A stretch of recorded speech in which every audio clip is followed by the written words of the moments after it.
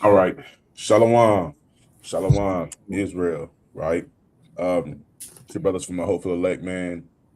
On, I guess you could say, on live today with another Soul Food Sunday lesson. Before we get into any of that, first and foremost, we want to give all praises, glory, and honor be to the Most High God of Abraham, Isaac, and Jacob by way of his only begotten Son, who is an instrument of salvation for the nation, right? We want to say shalom to all the brothers and sisters that are tuning in live. You know, Most High willing, you'll be edified through this lesson. We want to say shalom to those who tune in following the live. If you're not watching this live and you're watching it after it's been recorded and posted, Most High will, you'll be edified in the same manner. But we also want to say shalom to, those brothers out there laboring, putting in the work, doing the work of the Lord. Shalom to the sisters who's holding down their households while their husbands take care of it. Shalom to the brothers who may not be married yet, but building themselves up in the spirit to be. And shalom for the same to those sisters who may not be wives yet, but are building themselves up in the spirit to be helpful helpmeets, right? Shout out to the sister Iberia, man. But again, man, we just want to say shalom to again all the elders and prophets that put in the work to, bring clarity and understanding to the scriptures, right? To help brothers on the screen and even in their understanding outside of the, reading and understanding that we came to on our own accord, right? So this lesson is titled, a traditional wife too, because it's a lammy back off the lesson that the brother Azrael did this past Friday. And if you didn't get a chance to go check that out, all you got to do is go to our YouTube page titled The Hopeful Elect, right? And then click on lives, and then you'll see the title of it being The Spirit of a Trad Wife. So go check that out, as well as all of the lives that we do. Tuesdays, you'll see Brother Denal. Wednesdays, you'll see the Brother Obadiah. Fridays, you'll see the Brother Azrael. On the Sabbath, you'll see all of us. And then on Sundays, you'll see myself, Brother Isaiah. So this is a lammy back off the lesson that the Brother Azrael did, because the lesson that he did was kind of going into a lot of the same information that I was going to go into already.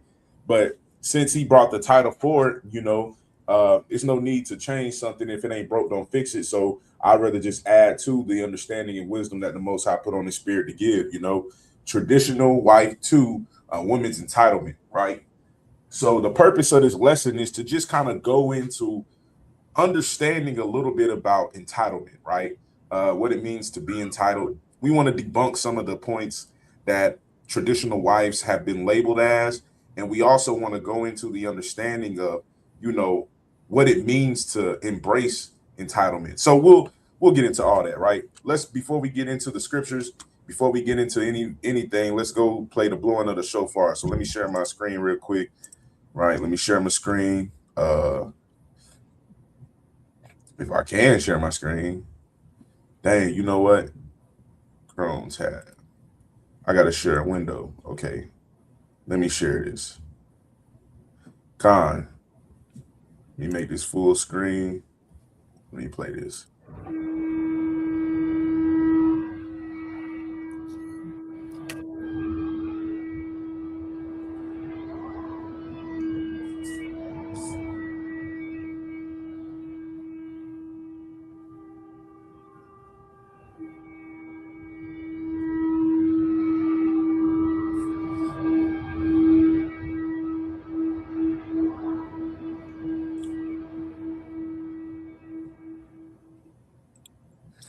All right, man. So that was the blowing of the shofar, so now we want to go ahead and get into, understanding some of these words, right? The first thing we're gonna do before anything is define some of these key words, right?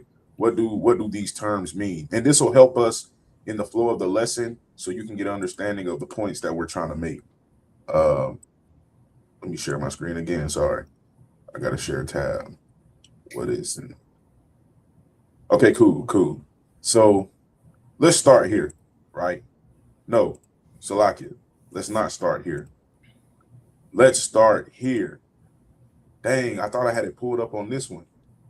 Now I got to share my tab again. So I was trying to pull up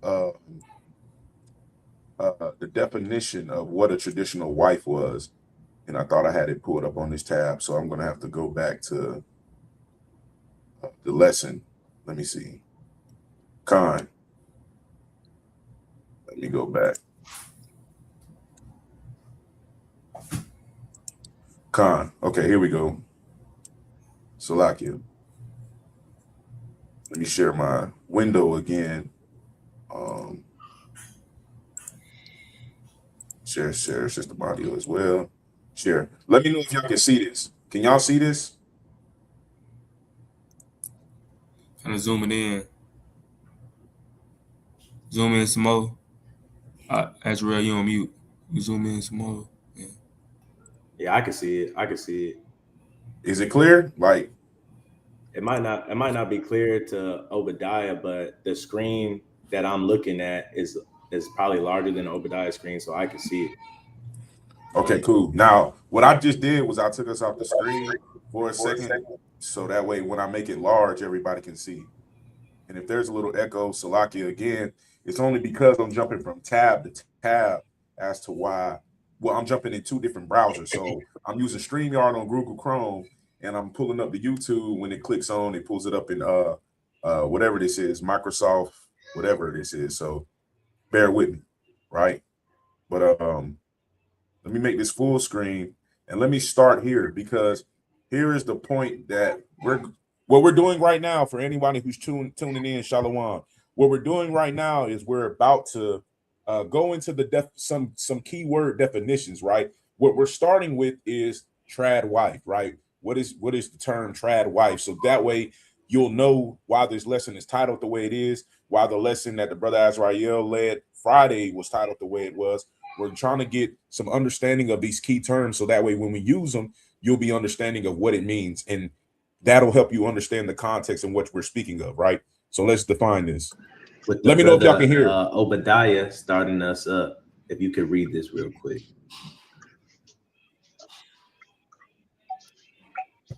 Come.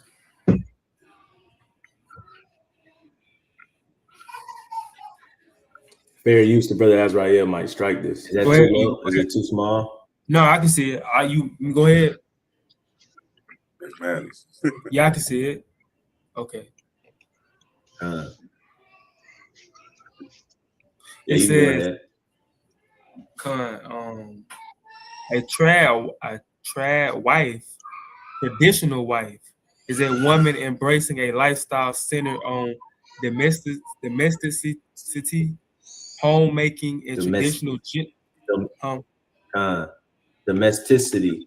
And a trad wife is the viral or the trending term, but as the brother read in quotation marks, right, or parentheses, my bad, it stands for a traditional wife, right? It's crazy that we live in a time now that a traditional wife needs a title, right? As in, now it seems taboo or out the normal for a traditional wife to be a traditional wife, meaning we've moved to a wife that's not a traditional wife, and that's the norm. So now a trad wife is something, you know, that's not common. Right. And I want to say this too. I want to say this real quick, right? Again, a trad wife, just reading it on the screen, is short for traditional wife, and is a woman embracing a lifestyle centered on domesticity, homemaking, and traditional gender roles, often inspired by 1950s aesthetics, religious values, or rejection of modern girl boss culture, promoting a male provider, female homemaker dynamic, often showcased on social media, right? So we're defining what these terms mean. Just like the brother Azrael said, it's kind of a shocker that even the definition of being a wife has to come with the title. Even the definition of being a wife has to come with a title. And the reason that's crazy is because the reason that's crazy is because, again, when we think about what a wife is, when we think about what a woman should be to her husband, it's automatically supposed to be understood that she's supposed to be a homemaker, right? I don't think that there would be any other definition for a wife that we could label a woman, you know? So that's why, again, like the brother Azrael was saying, it's just kind of crazy that it has its own term now, because it kind of gives the sense that a wife can be something other than a homemaker, you know, something other than, you know, one who does their traditional role that we see like we seen in like the 50s, 60s, 70s, you know what I'm saying? Stuff, periods of time like that, right? But now let's share our screen. Let's get another definition, right? We got the definition of what a trad wife is. Now let's go into another term. Let's go into another term, right? Let me zoom in on this because I know that this is, oh dang. Let me zoom in on this. And now this is the definition of entitlement, right? So what is entitlement? Because this lesson is saying trad wife to a woman's entitlement, right? So we're going to read these definitions, all three of them. Brother Obadiah, can you read these for us?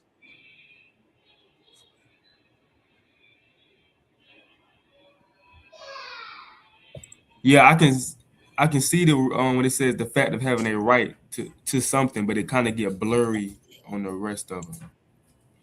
It's blurry. Is it To not me, clear? on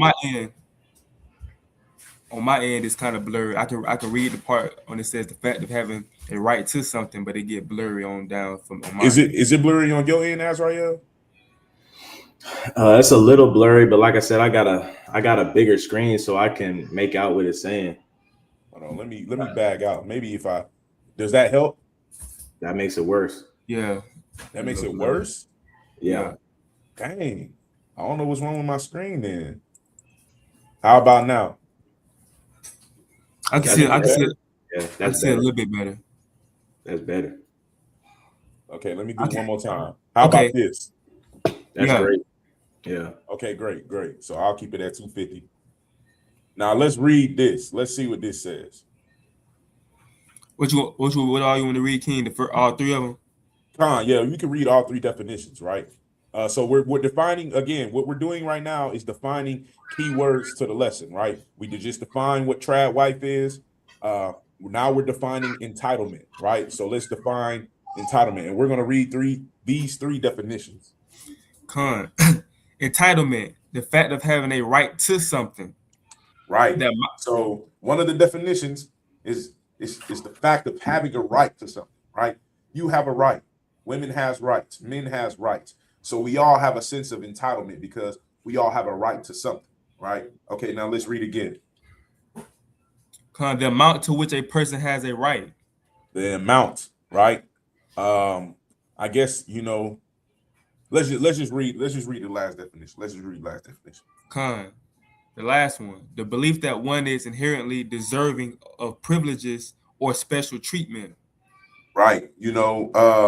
Now for the middle one, the amount to which a person has a right, there's levels to it, so I really think that's just more so talking about, the balance. And what I mean by balance is, again, the word it says it, the amount to. And what that means is just kind of going into like how much or how little, somebody can do something or somebody should be entitled or given something, right? The same thing with the last one. You can believe that you inherently deserve certain privileges, certain special treatments, things should be going a certain way for yourselves, right? So what we're doing is defining these words to help us in our understanding of what these words mean.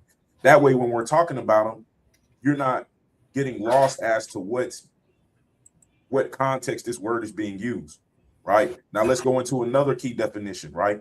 Misogyny. Let's start talking about this, right? Brother Obadiah, can you read this one as well?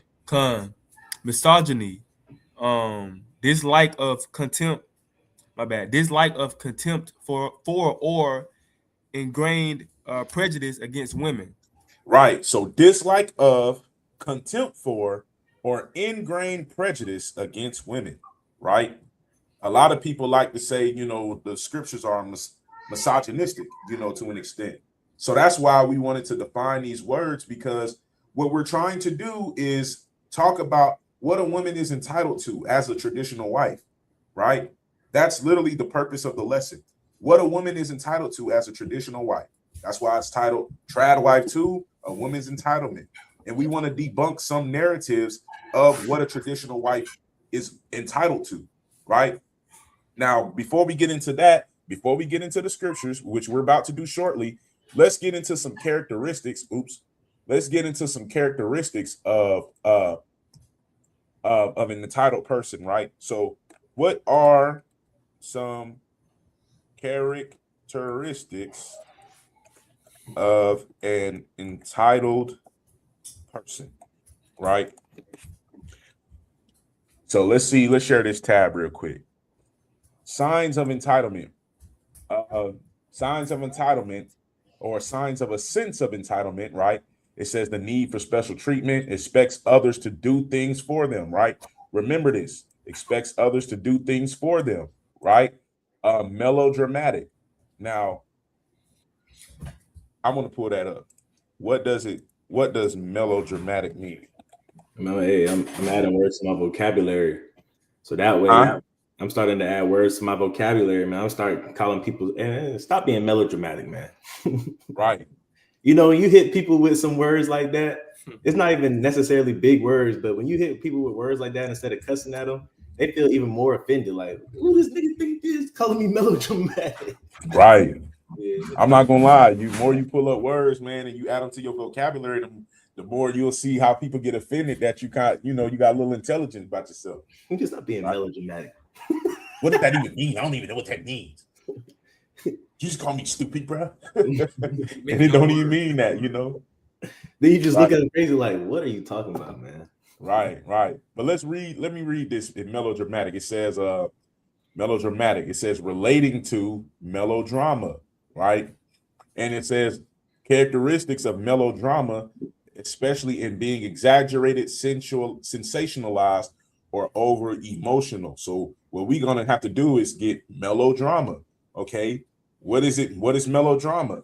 It says a sensational dramatic piece with exaggerated characters and exciting events intended to appeal to the emotions, right? So it says he gloated like a villain in a Victorian melodrama, right? The genre of melodrama. He abandoned melodrama for realism. Language, behavior, or events that resemble melodrama, right?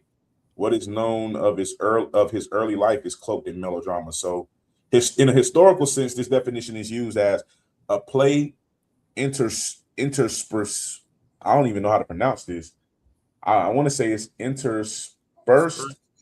Yeah, I want to say it's interspersed with songs and orchestral music accompanying the action, right? So I guess you can consider, right, movies like Moana, any movie with music in it. I guess you could consider them like melodrama sometimes, right? Because they have pieces in the movie where those songs are played to accompany the action of what's taking place inside the movie, right? A good example would be Mulan. Yeah, we are men. Yeah. Melodrama Song like and orchestra. Right. So overall, Salakia, for y'all that didn't know, that brother Isaiah used to be in the orchestra, man. I did though. I used to play the violin, bro.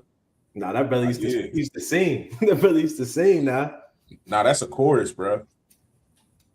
That's a chorus. Orchestras too. I thought they had I thought orchestras had singers too though. Well, orchestras, so an orchestra is more so like you have a one singer and then the rest of them is like, instrument players. That's what you see more of, right? But in reality, they do collaborate. They do have collaborations between orchestras and chorus, right? But they just different. They just collab. Yeah, they kind of different. The orchestra is, but you wasn't wrong. I did used to be in the orchestra because I used to play the violin. So orchestra is more everything, like man. Instruments. I'm serious, bro. Everybody play the violin, the piano. Everybody sing, play baseball, football, basketball. I wrestled, bro. Hey, look, the Lord gave me a little bit of versatility, man. I ain't gonna say I was the best at everything, but I was decent in everything that I did. I was very decent, man. So, yeah. But going back to the definitions, right? We're defining what melodrama is, and we're defining what it means to be melodramatic. Why? Because we're going back to, dang, what was that definition that I just pulled up? We're going back to this. What are the characteristics of an entitled person? So some people are melodramatic, you know. What else? Some other characteristics, right? Entitlement, about money, material, goods, and people. Victim mentality, right? Victim mentality. Secretly insecure, you know. And people say that understand that you're not entitled to anything, right?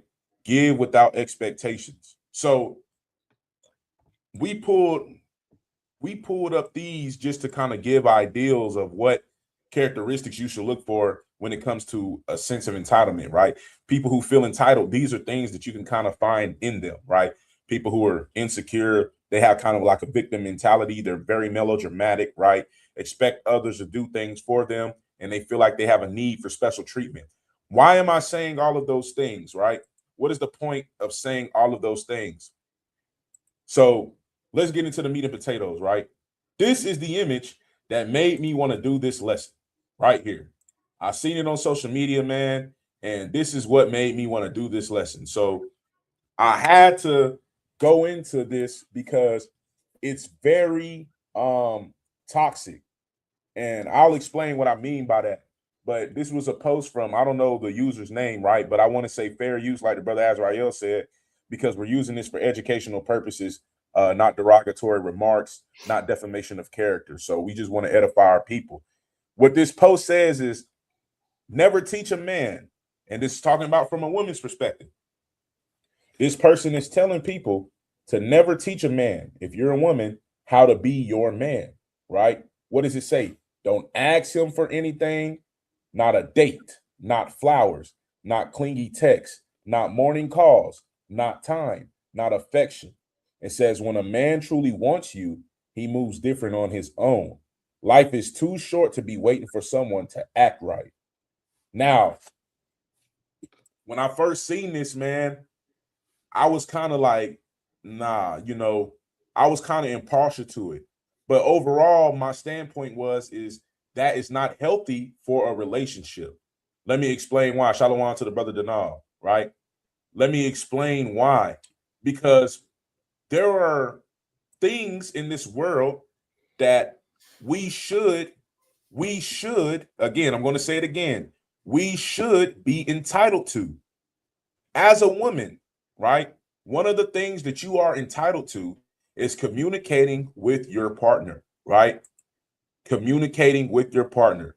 So we're going to pull up the word communication, right? That's another term, another key term in our lesson that we're using, because at the end of the day, we're talking about what people are entitled to, right? So communication, now, the imparting or exchanging of information or news, right?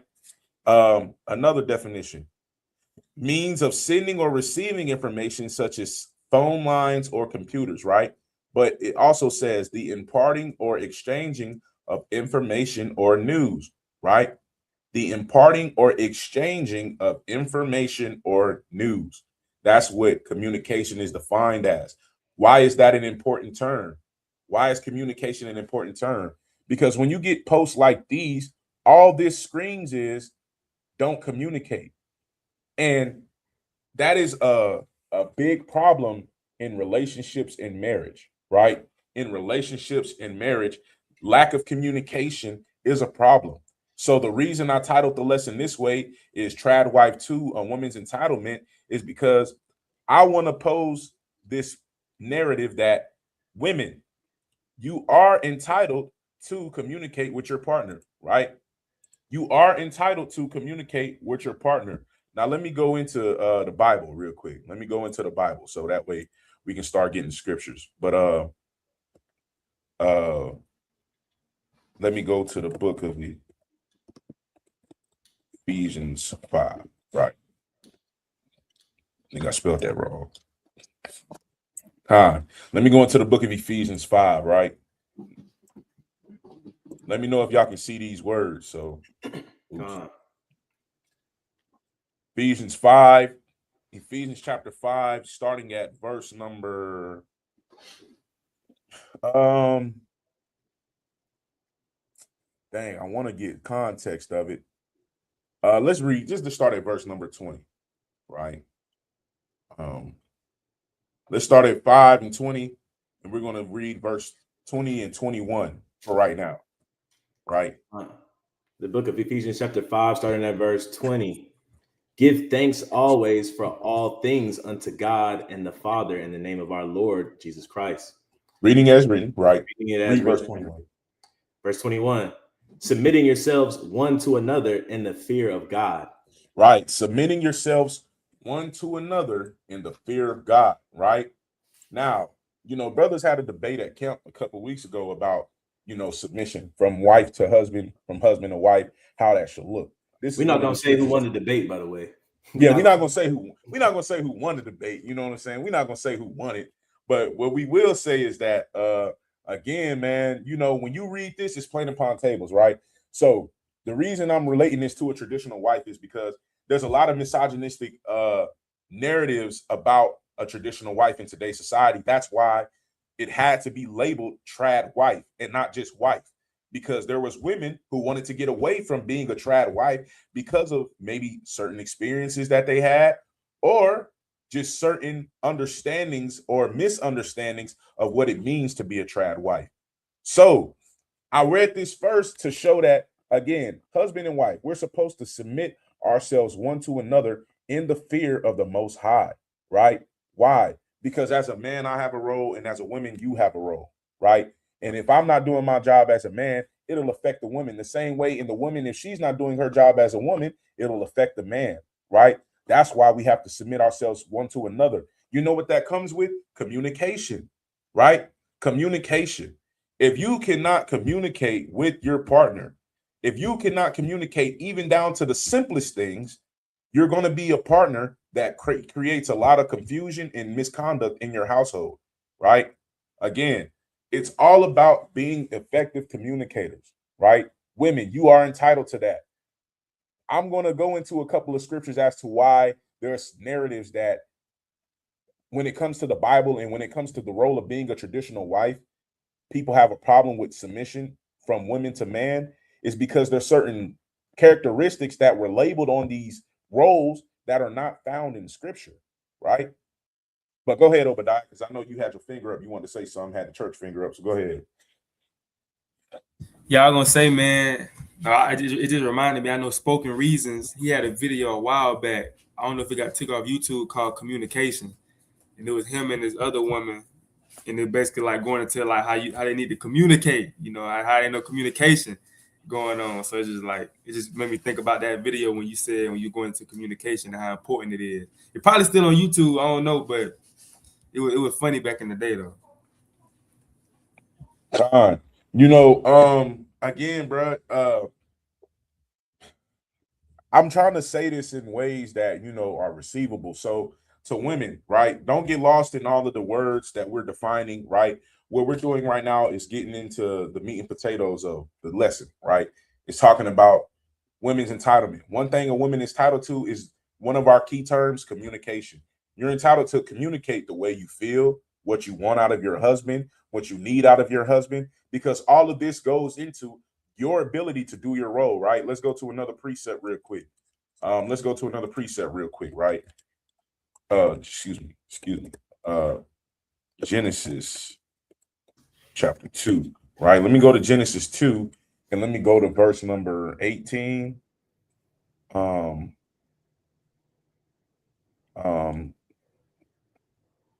Let me see. Let's read verse 18. I thought there was something else, but I think that's the one in Sirach that we read last week. But let's read Genesis 2 and 18 real quick. Whoever turn it is. Genesis chapter 2 and verse 8 is 2 and 18. Yes, sir. 2 and 18. And the Lord God said, "It is not good that man should be alone. I will make him an helpmeet for him." Right, man. The Lord seen that man couldn't be alone, so the Lord made a woman. You know what I'm saying? And women have a pivotal role in shaping your household because, again, your whole purpose is to help your husband succeed. Your whole purpose is to help lay down the foundation of the house, right? And it's not just about some things that we'll define later, right? some things that we'll get into a little later in this lesson. But again, women have a pivotal role, right? We just did a lesson last week, Sunday, talking about Dear Mama, going into the way the Lord has used and operated through women to help build the nation, in every all manner of ways. So it's not just a man's job to be affectionate, right? Let me share this tab again. It's not just a man's job to be affectionate. And this post is not saying women don't do nothing for a man. This post is just saying don't tell a man what he should do for you because he's already supposed to know it. And I'm going to say that is a lie, right?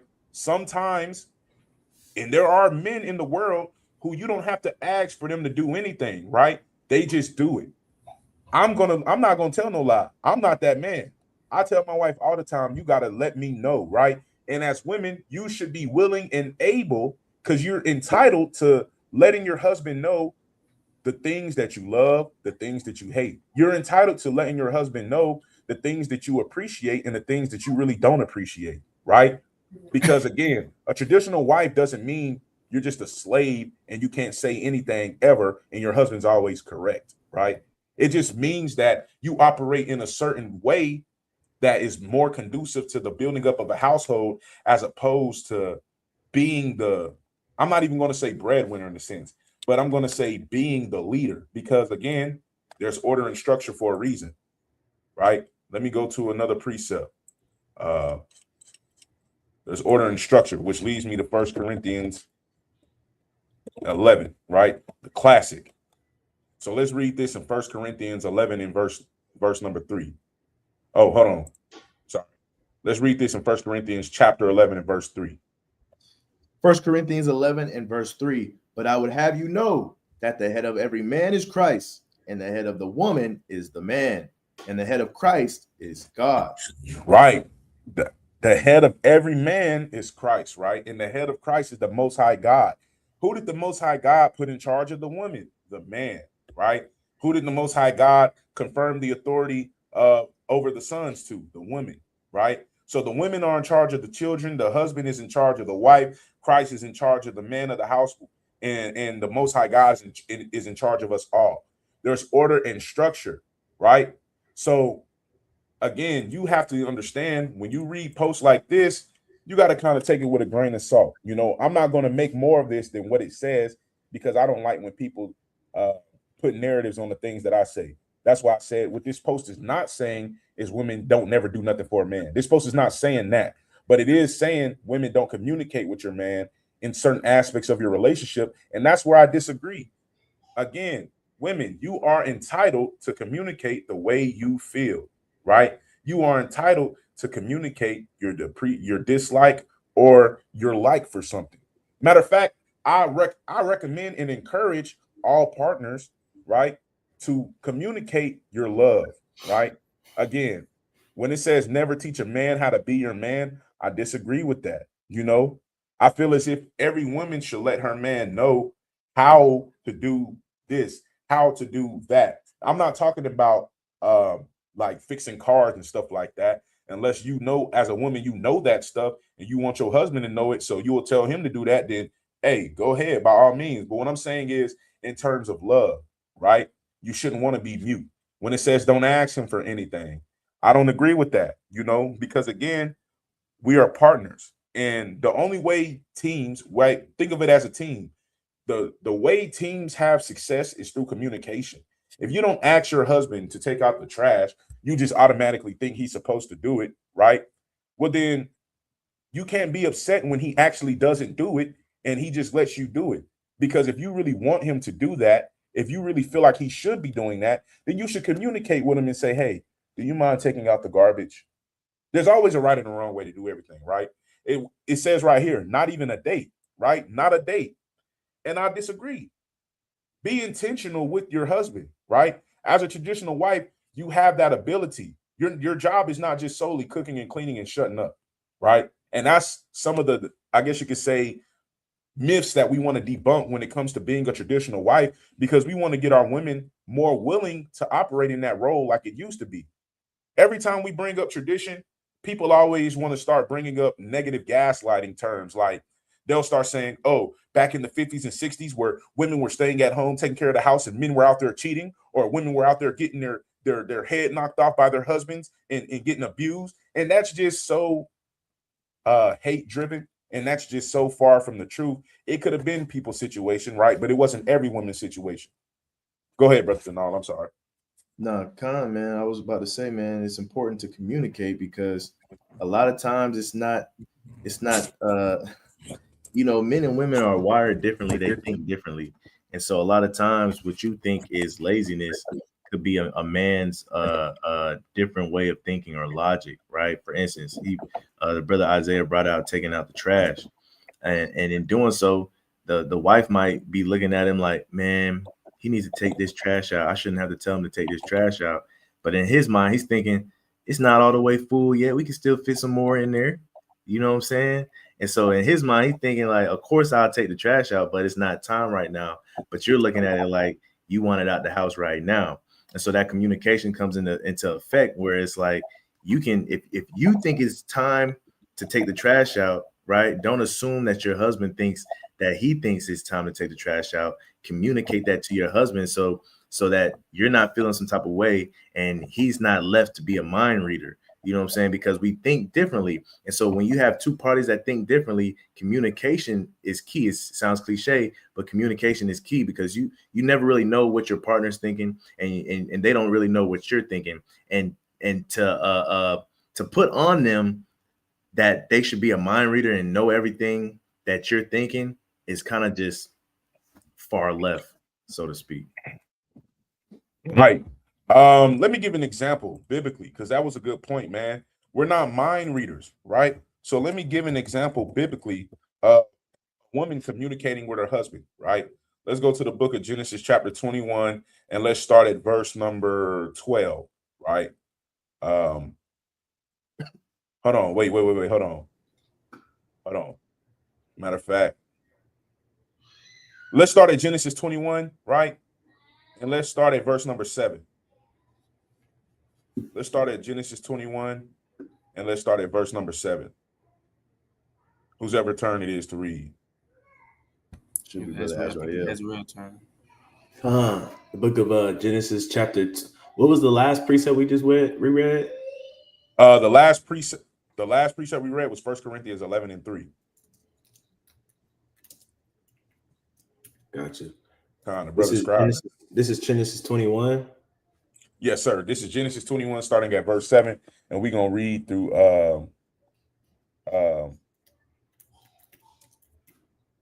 verse 12. I want to say. The book of Genesis chapter 21, starting at verse 7, and it says, "And she said, Who would have said unto Abraham that Sarah should have given children suck? For I have borne him a son in his old age.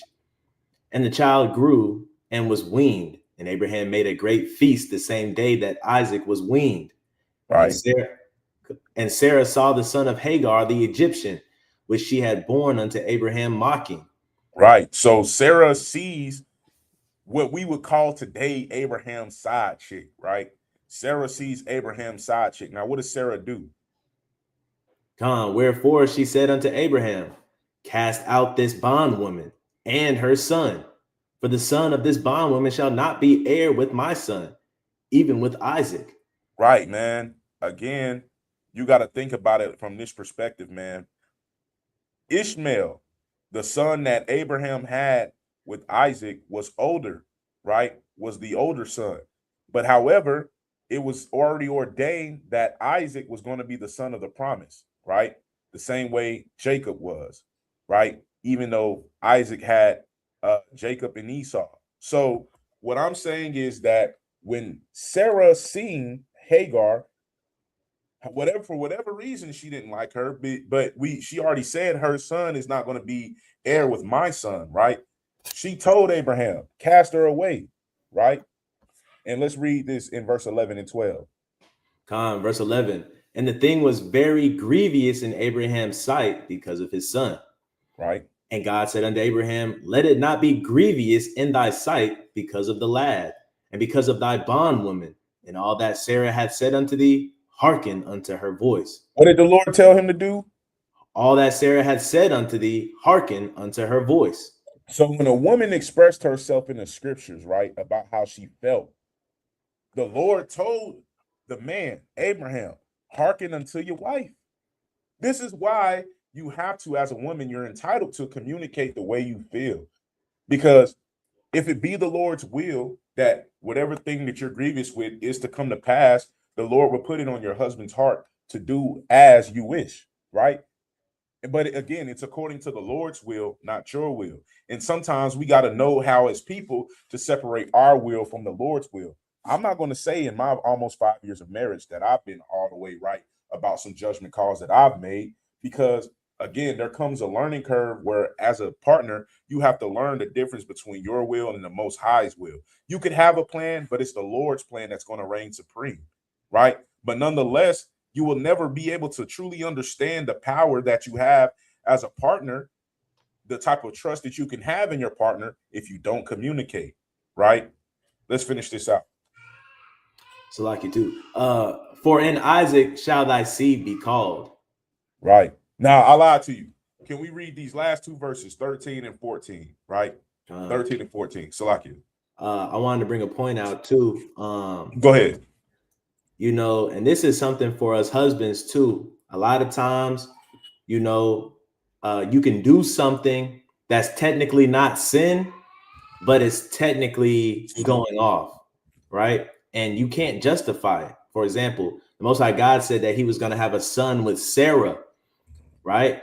He went and he had a baby with Hagar. That's technically not a sin because he still had the son with Sarah.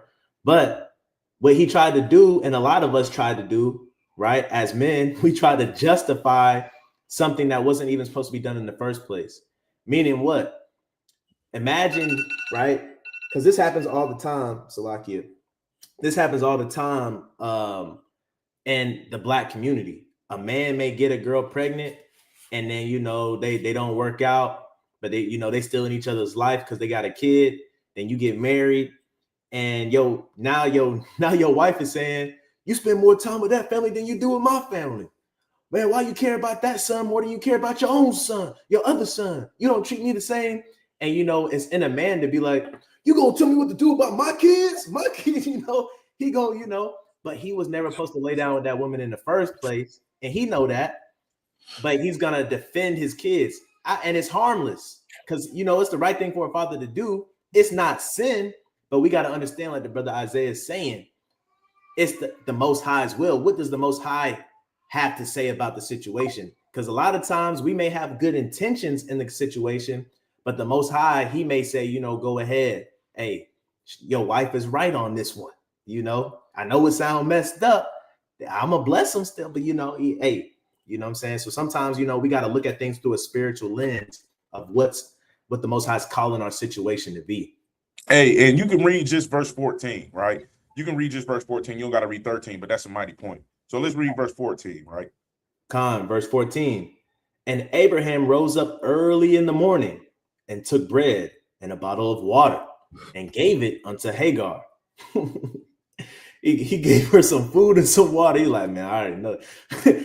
And gave it unto Hagar, putting it on her shoulder and the child, and sent her away. And she departed and wandered in the wilderness of Beersheba.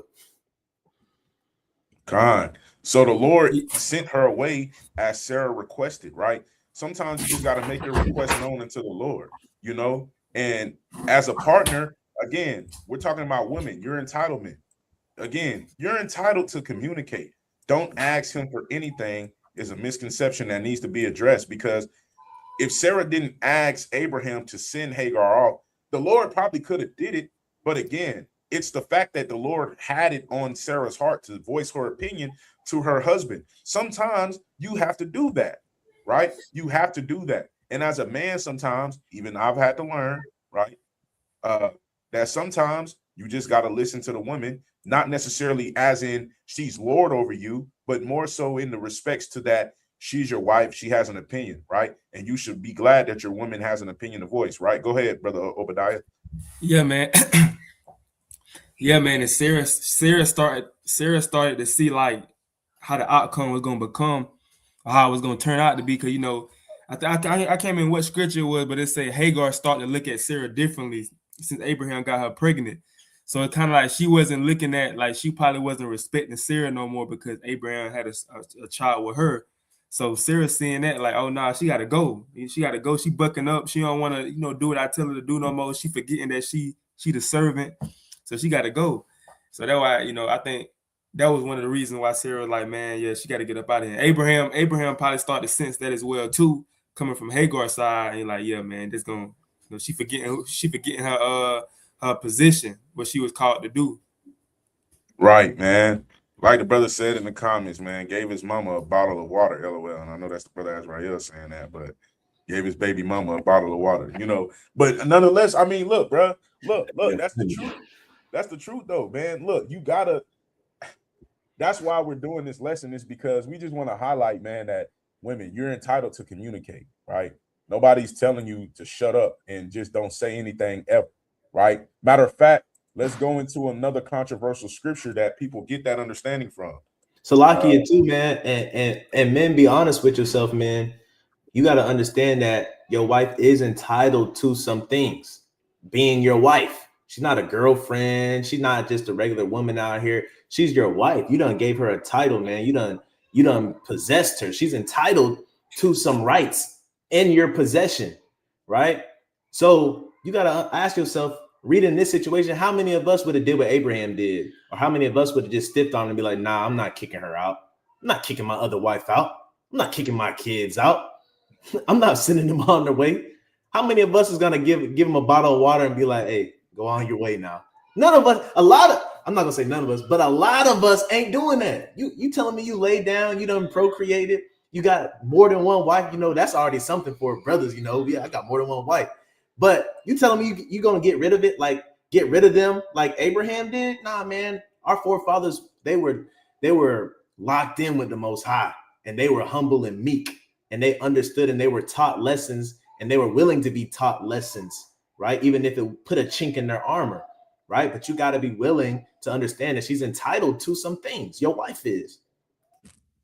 Right. At the end of the day, like we say, even for myself, I'll speak for me. I can't speak for no other brother because I'm a young man, and a learning man. And I will say, there's times that I reflect in my marriage that, hey, I should have just, kind of humbled myself down, because sometimes when you learn a new thing, right, you learning how to be a husband, you learning how to be a leader. Sometimes you do want it to kind of like, you do kind of want to delegate every task. You want to kind of make every decision, and not necessarily because I'm going to tell you what I did from my perspective. It wasn't me trying to say my wife doesn't need to say anything. She doesn't have an opinion.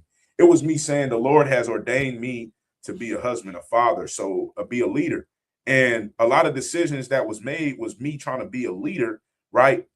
But again, it's not necessarily because things went wrong, right, that I've come to this conclusion. It's because of when you read the scriptures and you understand a little bit more than you have before, and you go through certain experiences in life, it kind of put things into perspective, like, okay, yeah, you know what, you're right.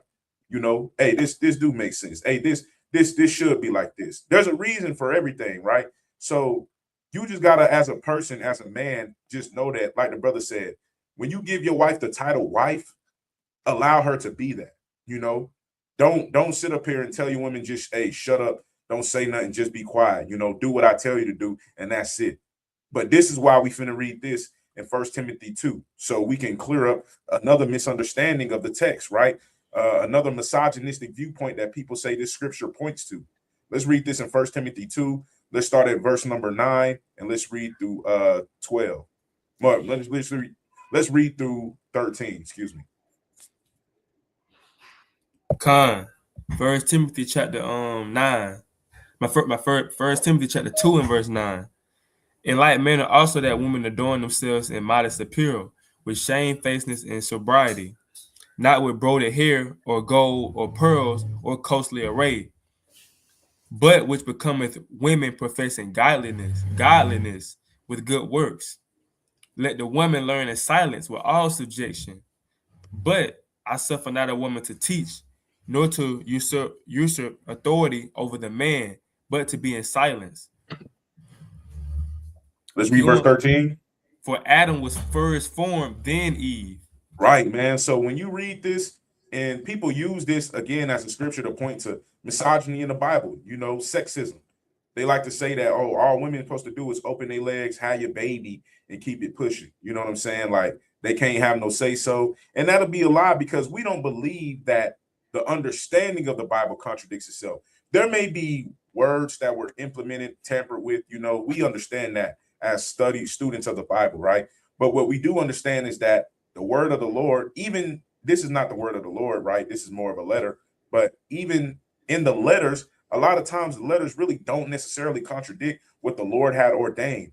And he never told, the Most High God never really told a woman, you can't say nothing, just completely be quiet, right?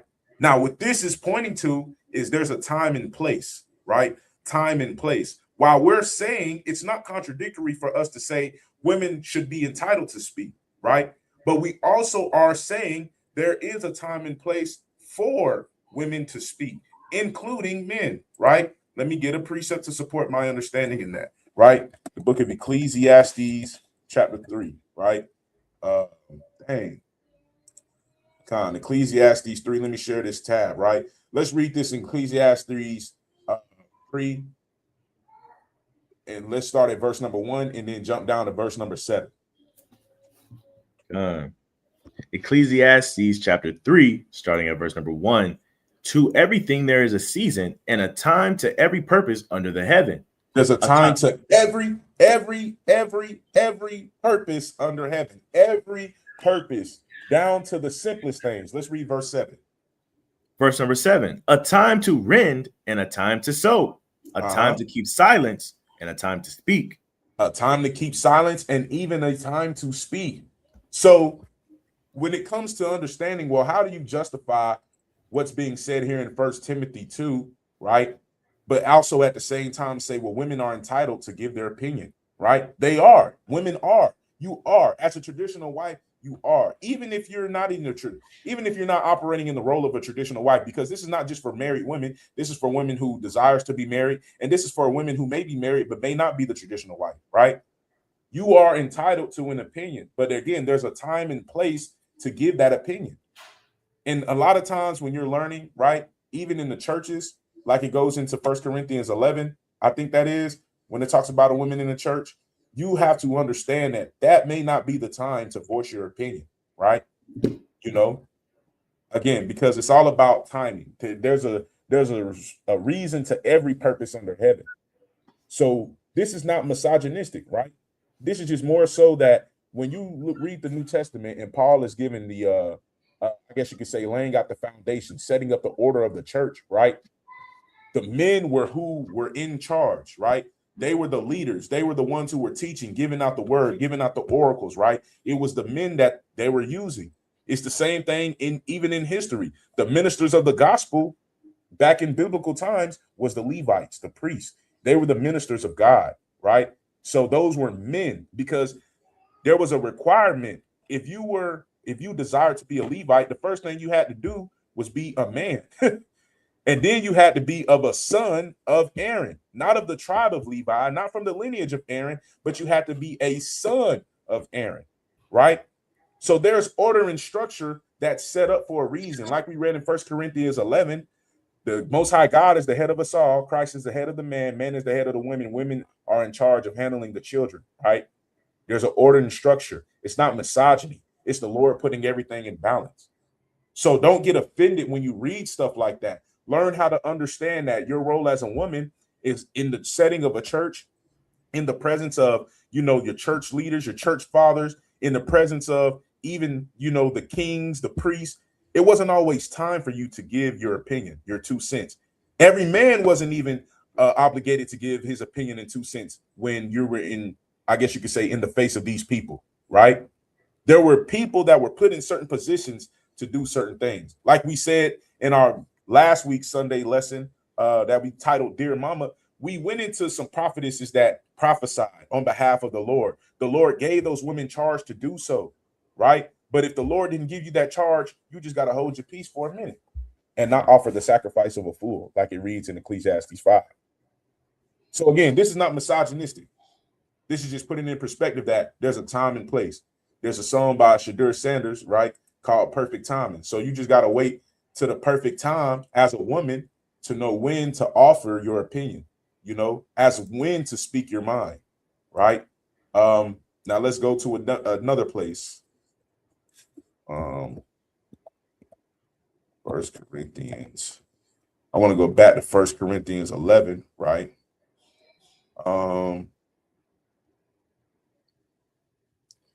Let me see. Dang, is this the right chapter? Nah, this ain't the right chapter.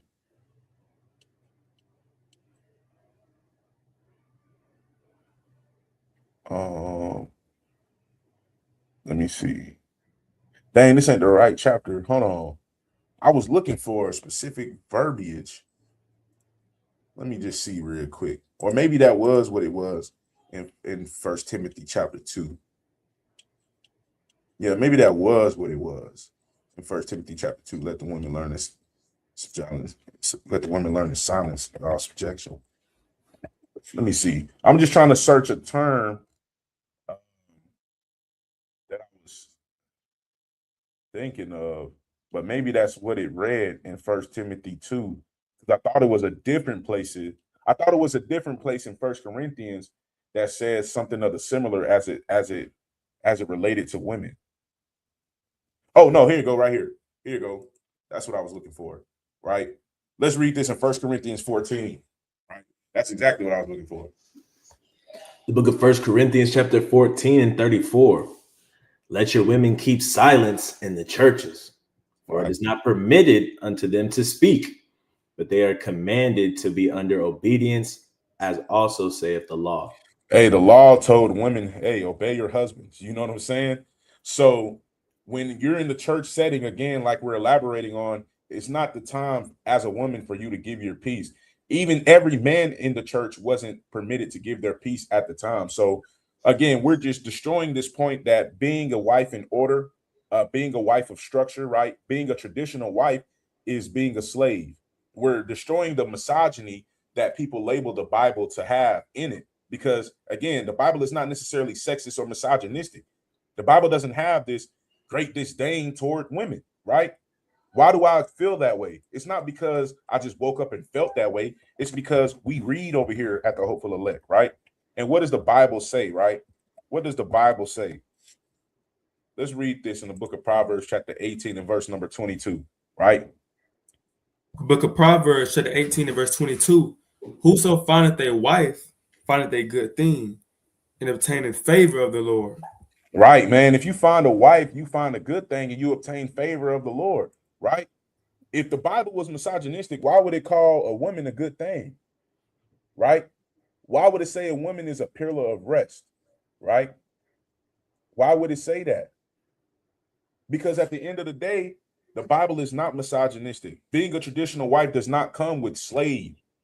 Every man has to give an account for the works that he does within inside of his household, right? So there are cases of maybe where men are being abusive, they're being verbally and emotionally abusive. There are cases that you can find in the world where, you know, men were kind of, you know, abusing their authority as the man, as the leader of the household, right? But that is, we can't take those bad examples. We was talking about how people do that at camp last night, how people take bad examples of a situation and then use it as the, I guess you could say, the umbrella of this is why you shouldn't be in this situation. You know what I'm saying? We're going to take the bad examples, we're going to make that mainstream, and we're going to tell people, hey, this is why you shouldn't do X, Y, and Z because of this right here. We don't really like to focus on the good examples of women being in order, women being in subjection, right? And that's why, like I said, this lesson was created because women are entitled to have feelings, right? Again, this, like I say, this post right here was the catalyst because I don't agree with never ask your man for anything. We just already read in the Bible where a woman asked her husband for something, right? It says not a date, you know, not flowers, not clingy texts, not morning calls, not time, not affection, right? Now, if a man was to take this same approach, we would have a society that's going to die faster than, abortion, because guess what? Man is not going to say nothing to women. Women is not going to say nothing to man. So therefore, there's going to be no procreation. Even if you want to have sex with somebody that you're not married to, in some shape, form, or fashion, you're going to have to ask. And that's just the way it is. So we shouldn't be in a society thinking that it's okay as a woman to feel this way. No, it's not. And if you feel like this because of what happened in your life, then you need to go to therapy and you need to go heal, right? You need to set more expectation for yourself as opposed for that man. Because as a woman, you need to communicate the way you feel. Brothers cannot read minds, right? Brothers cannot read minds. And you know what this kind of comes from? This comes from what we talked about on a lesson a long while ago. The brother Azrael talked about how he did a lesson about a Proverbs 31 woman, and he likened it unto a nation. So the spirit of a triad wife lesson that he did this Friday kind of went into a little bit of that lesson. We did a lesson a long while ago talking about the women's rights movement, the Seneca Falls Declaration, and who started it? Elizabeth Cady Stanton and Lucretia Mott, right? And the women's rights movement, we talked about in that lesson how it kind of started a lot of the masculine behavior in a lot of women in America. Women traded being a traditional wife, and now they wanted to go be a corporate superstar. Instead of building a home, they wanted to be the person that has a home built for them. And don't get me wrong, if you're single as a woman, you want to have a house, you want to have a car, you want to have a good paying job, ain't nothing wrong with that, right? I don't think having an education as a woman, getting a degree, is wicked. I don't think it's out of order. You know what I'm saying? We even had college in the Bible. So I will say that I don't disagree with women being educated. What I disagree with is when you desire to have a family, you want to operate outside of the role that really the Most High God ordained. We didn't ordain women to act in this way. The Lord did, right? How do we prove that? Let's go here. The book of Proverbs, chapter 31. And we're going to go somewhere else too. The book of Sirach, chapter 26, right? Sirach, chapter 26. I mean, there's so many places we can go into the scriptures to prove that the Lord ordained these roles, right? Let's start at verse number 10. This is Proverbs 31, right? Let's start at verse 10. Let's read some of these characteristics of a traditional wife that the Lord ordained, right? Let's read this. Is it on me or Denal? Don't know who. Obadiah read last, so I guess it'd be Denal. This is which chapter? Proverbs 31. Proverbs 31, starting at verse 10. Right. Verse 10. Who can find a virtuous woman? For her price is above rubies. The heart of her husband does safely trust in her, so that he shall have no need of spoil. Right, man. Listen, right there already. The heart of your husband does safely trust in her. If you're a virtuous woman, man, there's so many things that we can say about you, but let's read. Let the Bible say it. Con. You want me to read 11 again or keep reading? Nah, keep reading. You can keep reading. Verse 12. Read the whole chapter. We're just going to read some of these characteristics. Con. She will do him good and not evil all the days of her life. Let me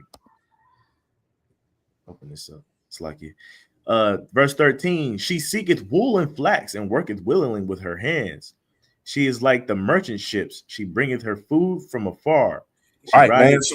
So wait, before you keep reading, we're reading characteristics of a traditional wife, right? And again, it requires you as a woman to do work.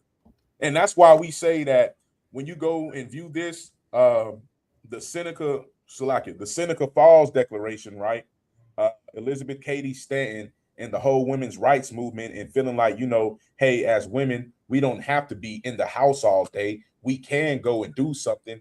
Sometimes I agree and sometimes I disagree, right? Why do I say that? Is because in reality, it's going to be hard to work for your boss and then come home and work for your husband. All of these characteristics that we just mentioned is talking about what a woman does. It requires action. It's a verb, right? So if That's where you get today. In today's time, you get a lot of complaining from women saying that, so she has to go to work, do this, do that, then come home, and she got to cook dinner, she got to do this, do that.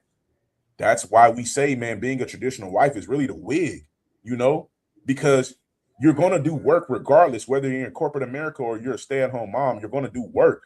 But the work for your household is really the more satisfying, the more spiritually ordained role that you should really want to be and operate in as a woman.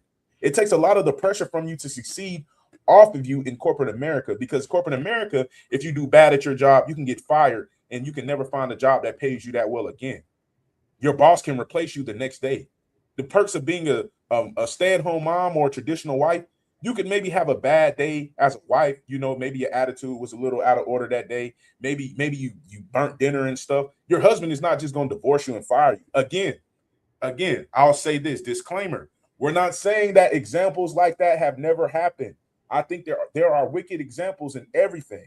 What I'm saying is that you can't just take the bad examples and make it seem like this is now a wicked thing, because it's actually a righteous thing ordained by the Lord. But you keep reading a little bit more, Brother Denal. Khan. She rises also while it's yet night, and giveth meat to her household and a portion to her maidens. She considereth a field and buyeth it.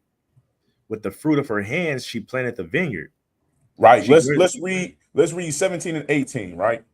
She girded her loins with strength and strengthened her arms. She perceives that her merchandise is good. Her candle goeth not out by night. Her candle goeth not out by night. So it's already understood that being a traditional wife is going to come with a lot of requirements, right? It's going to come with a lot of requirements. The problem is that, again, you get the Seneca Falls Declaration, you get the women's rights movement, and now it's trying to take women away from being in that role. It gives women a sense of, again, entitlement to feel this way. Like, you don't have to do anything. A man should do everything for you. And again, I'm not saying that this person exactly said a woman shouldn't do anything for her husband, but it's giving a little bit entitled. And that's why we say women's entitlement is twofold. It could be good and it could be bad. I think women should feel entitled to communicate with their husbands because the Lord gave you that right to. We've seen Sarah do it. And there's other women in various, I guess you could say, examples in the scriptures that we can pull to show women communicating with not just their husbands, but with their nation, their people as well, right? Women are ordained to communicate, right? But again, we're trying to get women to understand that this sense of entitlement, right, is kind of terrible. Let's read a little bit on this. Brother Azrael, can you just read a little bit of what the women's rights movement was? Now, granted, I'll say disclaimer, even though it says it ended in 1917, the actual movement could have ended officially, but a lot of the principles that were taught to these women, they taught it to their daughters. And then their daughters became mothers and they taught it to their daughters. And that's how you get a roller coaster effect, of a generation of women that really don't want to be traditional anymore because of the things that they were taught as a child, right? But let's read a little bit on this. And also to lay me back on what you just said before I read, movements, man, if a movement is powerful enough, even if the movement is over, it's still going to impact the psyche and the psychological state of beings, right? Even like this Israelite movement, even people that don't claim to be Israelites, they're aware of a lot of history. They're aware of a lot of misinformation. They're aware of a lot of things because of the Israelite movement. So we've shaped people's minds, even if they don't want to claim it. So even if it's over, so to speak, that doesn't mean that it's actually over, like the brother Isaiah just said. Right. The women's right movement, 1848, 1917. The fight for women's suffrage in the United States began with the women's rights movement in the mid-19th century. This reform effort encompassed a broad spectrum of goals before its leaders decided to focus first on securing the vote for women. Women's suffrage leaders, however, disagreed over strategy and tactics, whether to seek the vote at the federal or state level whether to offer petitions or pursue litigations, and whether to persuade lawmakers individually or to take to the streets. Right. So stop right there.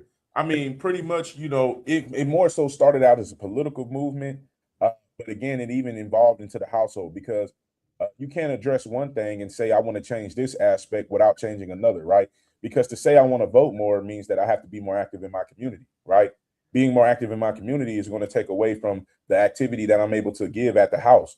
Taking away from my activity at the house means that I can have a better career in the field of politics, and as a woman, I can make more change. So I'm going to be a lot more active in outside of the house. Then when I come home, I'm going to complain about being tired. I'm not in the mood to give you, woohoo time tonight. I'm not in the mood to cook, clean, do anything, right? So there's a spiral, downhill spiral effect that we can see that took place when it comes to women's suffrage. And that's again, not women's suffrage, but women's right. But that's again why I'm saying this. When it comes to entitlement women, you have to know that it's okay to communicate. But also, right? We only got a couple more scriptures. Also, you should feel entitled to be this kind of woman, right? What does it say right here? Let's read this in Ecclesiasticus or Sirach 26. Sirach, is that real? Yeah, that was me. Sirach chapter 26, starting at verse 1. Yes, Khan. Sirach chapter 26, starting at verse 1. Blessed is the man that hath a virtuous wife, for the number of his days shall be double. A virtuous woman rejoices her husband, and he shall fulfill the years of his life in peace. As a woman, man, being called a virtuous wife by the Most High is an honor. It's a badge of honor. And sometimes women make it seem like, that's a bad thing, but you should feel entitled to want to have that title.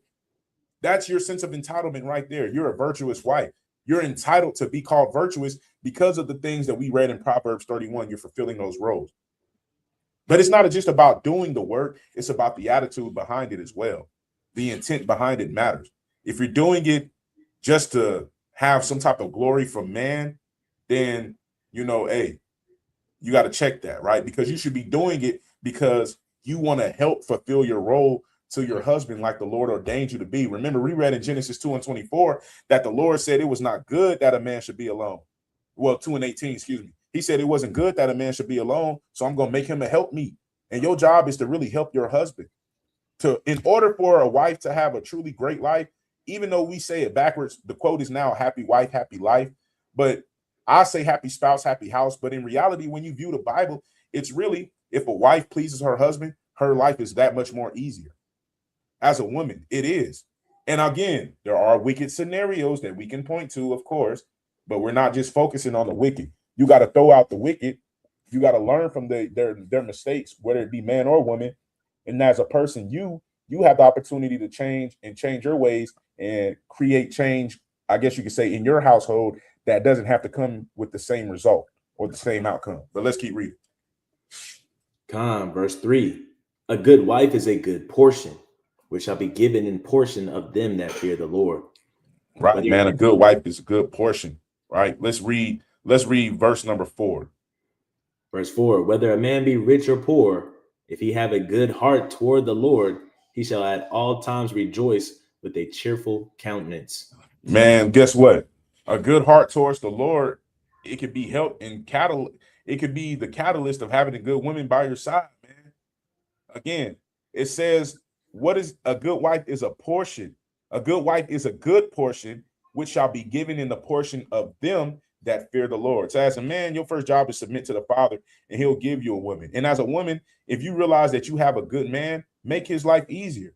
Feel entitled to have that label of being a virtuous woman, right? Because like we've explained through the many scriptures that we read, the Bible is not misogynistic. I don't see how people come to that conclusion, right? Let's read another one real quick. Let's read this in Sirach 25:1. Let's read this in Sirach 25:1. Look at Sirach chapter 25:1. In 3 things I was beautified and stood up beautiful before God and men. The unity of brethren, the love of neighbors, a man and a wife that agree together.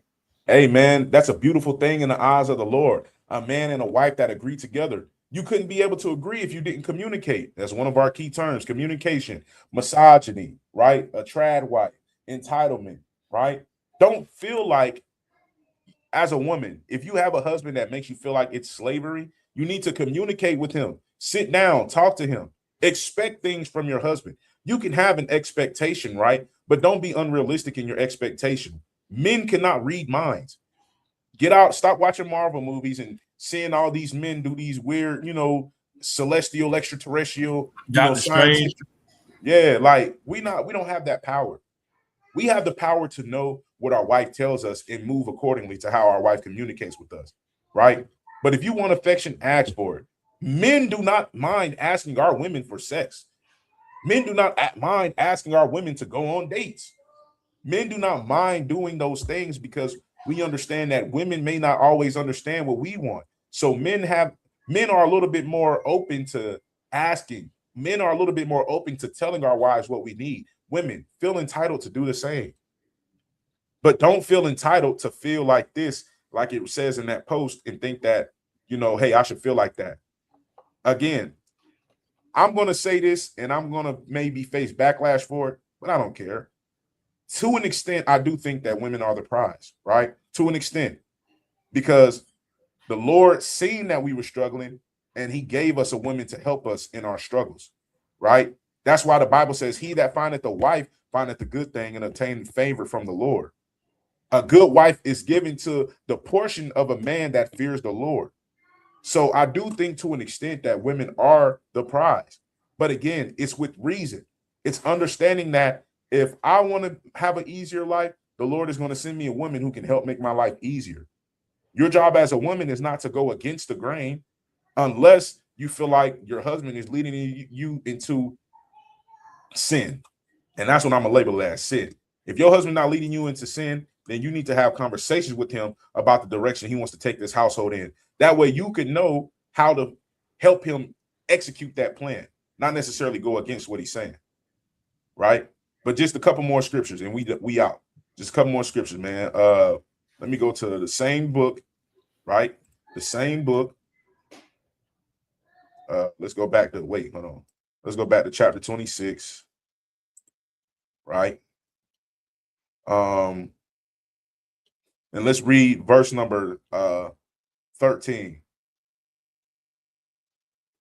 and 14. Sirach, chapter 26, verse 13 and 14. Sirach, chapter 26. You said No, verse matter of 13? fact, Salakia. Not 13 and 14. Let's read 15 and 16. It said, come. A shamefaced and faithful woman is a double grace, and her countenance mind cannot be valued. Did I say that right? Countenance. As the Right. sun, when it arises in the high heaven, so is the beauty of a good wife in the ordering of her house. Right, man. So is the beauty of a good wife in the ordering of her house. Again, man, a lot of times we overlook these things as a woman because we feel as if it's a man's job.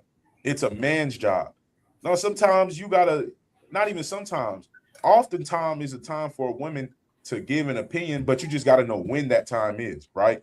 And I said not verse 14, but I'm gonna read it because I like the way this first part reads. A silent and loving woman is a gift of the Lord, right? Now people would view this again as another misogynistic verse, but it's not talking about a woman just not saying anything ever, right? It's all about knowing when to speak. If a man gives an order, as a woman, your job is to try to execute that order to the best of your abilities with a smile, right? Why? Because again, your husband is the leader. Now, granted, everything but sin. If your husband is telling you to sin, then I wouldn't tell you to execute sin. But if your husband says, hey, can you go ahead and start baking the cake? And guess what? You had in your mind, this goes into Brother Denal's point.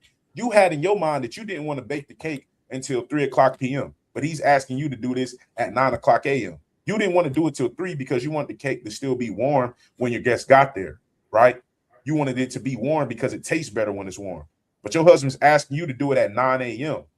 This goes into the point where, as a woman, if your husband asks you to do that, just be silent, go and bake the cake.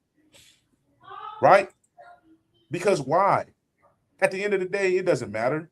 Long as the cake is made, whether you was gonna make it at 3, whether it's made at 9, either way it goes, it's still gonna be a cake there, and people are gonna enjoy it.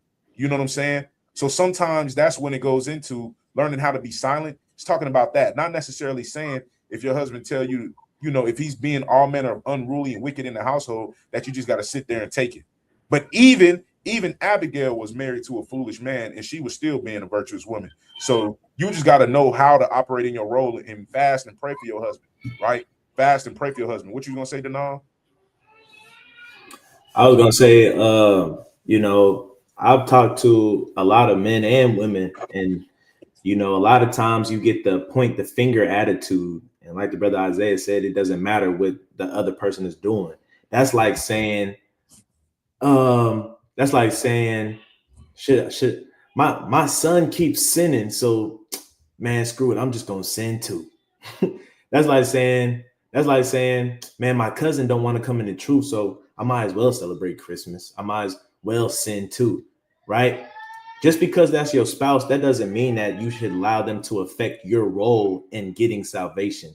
You know what you're supposed to do as a wife, and if you're a man, you know what you're supposed to do as a husband.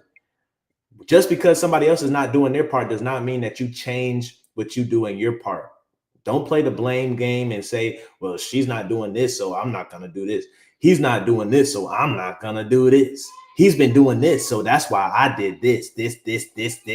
Sis, all of that you just talked about is a sin. You going off because he going off, that's crazy.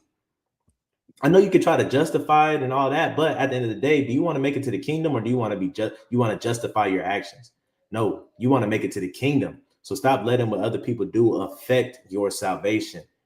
God sees, like the brother Isaiah said, what Abigail, God sees, he'll handle it in due time. You just gotta, you know, keep doing you, keep grow not weary and well doing. But I yield. Man, man, there's so many more examples that we can pull, right? To give, because at the end of the day, you know, our job as people, again, goes back to Ephesians 5, right? I'm gonna pull it up one more time. Ephesians chapter 5. This is our job as partners, right? Again, what does it say? Submitting yourselves, Ephesians 5:21, submitting yourselves one to another in the fear of the Most High. And then it goes into saying, wives, submit yourselves unto your own husbands as unto the Lord, right? Right? Why is that important? Submit yourselves unto your husbands as unto the Lord, right? Let's read this in 1 Peter chapter 4, and let's read, hold on. Wait. Hold on. Is it 2 Peter? Let me see. Let me go to 2 Peter, man. Oh. 1 Peter 3. I think it's 3. Right? 1 Peter 3. Wives, submit yourselves unto your husbands as unto the Lord. Let's read 1 Peter 3 and 6 real quick. 1 Peter 3 and 6, even as Sarah obeyed Abraham, calling him Lord, whose daughters ye are, and as long as ye do well and are not afraid with any amazement. Right, man. That's important, right? Let's read verse number 5. Let's read verse 5. Verse 5, for after this manner in the old time, the holy women also who trusted in God adorned themselves, being in subjection unto their own husbands. Right. So the women of old trusted in the Most High, and they adorned themselves, being subject to unto their own husbands, right? That's where you get verses like this, where it talks about let it not be the outward adorning. It's the same thing that read in 1 Timothy 2. Women, you shouldn't adorn yourselves with outwardly apparel. Being called beautiful, being called, saying you smell good and stuff like that, that's cool and all, right? Looking like you got it together is one thing, but actually having it together as a woman in the spirit is another, right? Again, your job is to submit yourself unto your husband, and you should be entitled to, you should feel that sense of entitlement, like you're entitled to have that kind of glory as a woman, being called a virtuous woman is not just a title given to all women. The only type of men that's calling all women virtuous is a man that doesn't understand what a woman's supposed to do, right? Because there's a lot of women out here that there are men who would call a virtuous woman that's really not. But that's because they don't understand a woman's role. That's because they don't understand their role as a man and how to differentiate between a good and bad woman.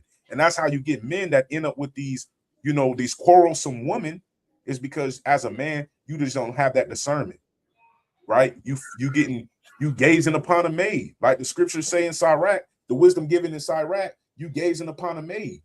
You getting taken by the way a woman looks. And now you didn't marry her. She's out of order. You didn't prove her. And now your life is kind of hell because you failed to do the one thing that all men are supposed to do when it comes to marrying a woman, and that's vetting them. You got to vet your women. And every woman is not a virtuous woman. And that's why I'm saying women feel that sense of entitlement to have these titles, right? Where it says, likewise, ye wives, being subject to your own husbands, that if any obey not the word, they also may without the word be won by the conversation of the wives. You got to have that sense of entitlement to operate in your role so much that you and your homegirl that's married is talking about marriage and your husband and your order and subjection. You might have a friend that's not married or is not following the law, and now she want to operate in those things because of the conversation that you and your friend is having. It's all a domino effect. You just got to play your role. You know what I'm saying? So as women, this is an exhortation to have a sense of entitlement to be a great wife. Have a sense of entitlement to do what? Like this post doesn't say, communicate with your husband. What I do agree with is life is too short to be waiting for someone to act right. So as a woman, get your act together if you're not acting right. But this is not just for women. This is for men too. Men, you got to get your act together, because you could have a woman that's the total opposite and she communicates and she loves on you and she cherishes you and her candle doesn't go out by night. Well, then you got to do your job as a man. And that's a message to myself as well. Remind me to make sure that, hey, I'm doing everything I can to make sure that my wife is appreciated. That goes back into the lesson last week, dear mama. Ain't no way that I can pay you back, but the plan is to show you that I understand you are appreciated. You are appreciated. As women, you are appreciated. Being a traditional wife is not easy, especially in this society, but it's a reward worth having, because you get a title from the Lord, a virtuous woman, a shamefaced and loving woman. And those type of women are rare to find. He who findeth the wife findeth the good thing and obtaineth favor from the Lord. All of those women are hard to find in today's time. So if you have that title, feel entitled to be called those superlatives, right? Feel entitled to operate in that role, because it wins you brownie points with the Father, right? But with that, man, I ain't got nothing else. 12:45. We've been on here for almost an hour and a half. Salakia. But did any brothers have anything to add? Salakia, man. Mighty lesson. Great points. Right. At the end of the day, man, our job is to fear the Most High and keep his commandments, right? In subjection one to another, right? I didn't read 1 Peter 3 and well, let me share it real quick. I'm sorry. I said that was the last one. Let me read this real quick, and I'm gonna be quick with it. But I didn't read 1 Peter 3 and 7. But let's read this, right? It says, likewise, ye husbands, well with them according to knowledge. That's what I'm going off to say. Husbands, hey, we got to be better. We got to remember that our wives are meant to help make our lives easier. So don't view your women trying to offer her 2 cents sometimes as she's being out of order. And this goes for husbands who may not know how to have that balance of knowing how to let their wife intervene. This is something that as a young man, I had to learn for myself, and it put me in some jams. So I have to learn for myself that my wife offering her 2 cents is not necessarily a bad thing. It doesn't mean that she wants to overpower you. It just kind of means that, she may see things differently, and you got to be open to different opinions, and you got to be able to examine and make the decision. That's what kings have to do. A good king is not just going to take his mind and he's just going to run with it. A good king is going to take the counsel of the people.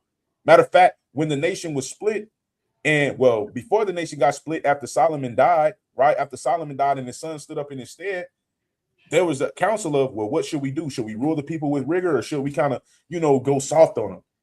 And then Joker said, you know what? We're going to rule them with rigor, right? And that's what led to the nation of Israel going to a split. So the same thing with your household, to keep your household in order, together spiritually, spiritually above all, hey, you just got to know how to communicate. You got to know how to take outside opinion. You got to know how, as a king, as the ruler and the leader of your house, to make a decision that's going to benefit you and everybody in the house, right? Something that I had to learn, but as a man, it's not about your shortcomings, it's about how you respond to them. So most high willing, this lesson was edifying. Lord willing, you all can learn something from this. Like I say, every lesson that I do is not just for the people. It's a lot for myself, speaking on my situation, speaking on things I had to learn and do, and how we can do them better together, as people. So most high willing, y'all was edified. Shalom. It's been another Soul Food Sunday. Brother Denal will be back on here spearheading a lesson this week, Tuesday. So stay tuned. But all praise, glory, and honor to the Most High. Shalom.